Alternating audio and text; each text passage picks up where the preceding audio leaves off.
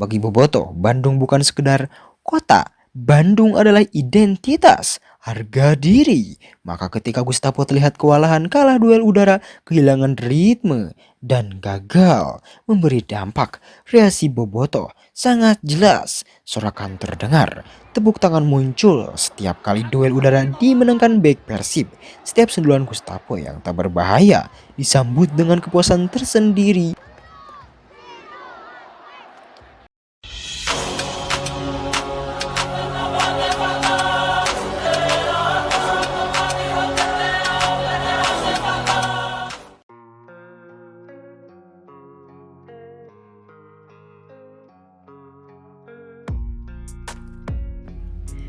Sejak peluit awal dibunyikan, Persib langsung menunjukkan satu hal penting. Mereka datang dengan rencana yang matang.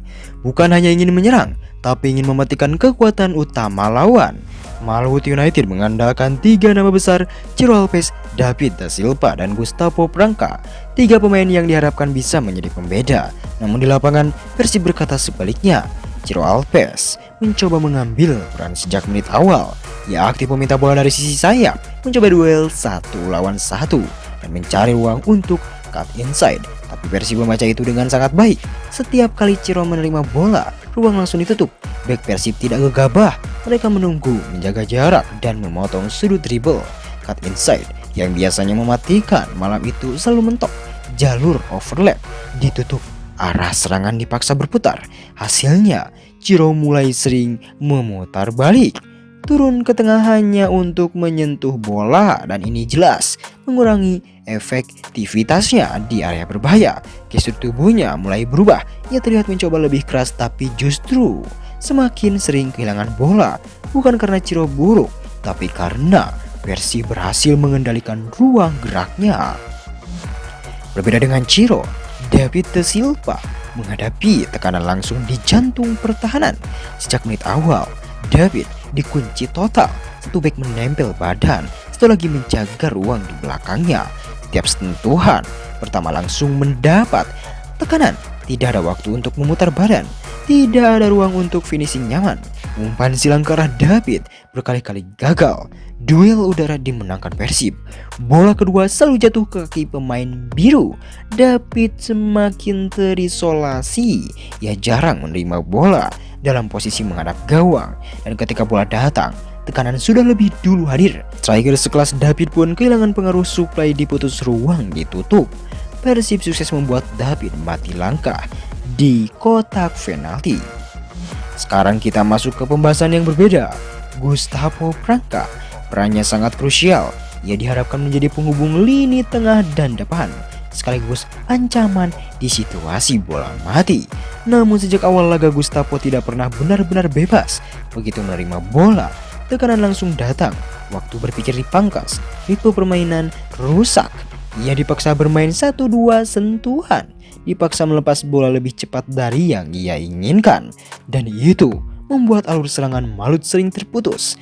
Gustavo sempat mendapat peluang lewat duel udara. Ia mencoba memenangi heading di kotak penalti Persib.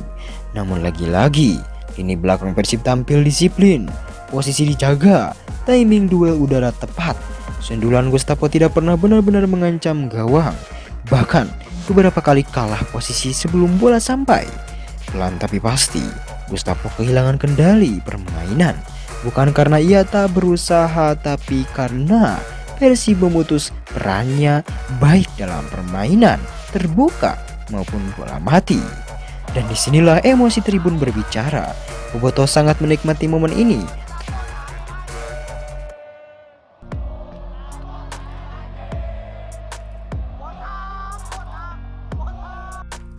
terutama dengan latar belakang isu Gustavo yang sempat mencoret nama Bandung.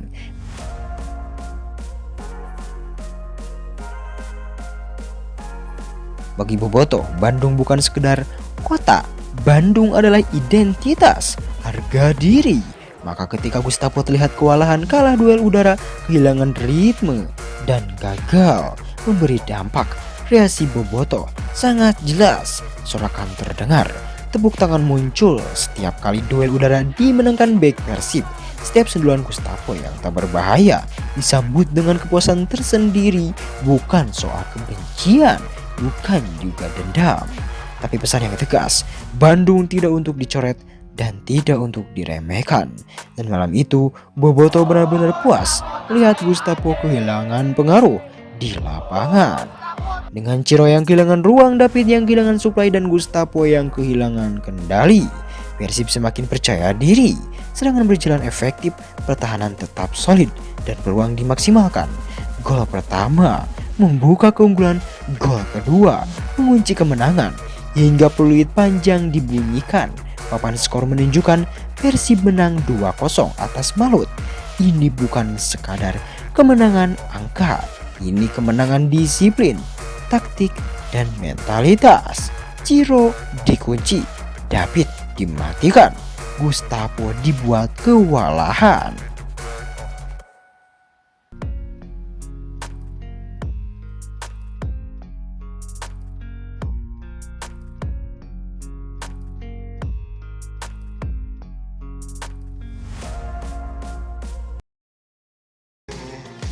Nah, Bobotoh, itu dia pembahasan kita kali ini seputar Persib Bandung. Terima kasih buat kalian semua yang sudah setia menonton video ini dari awal sampai akhir. Dukungan kalian benar-benar berarti buat kami dan tentunya buat Persib tercinta.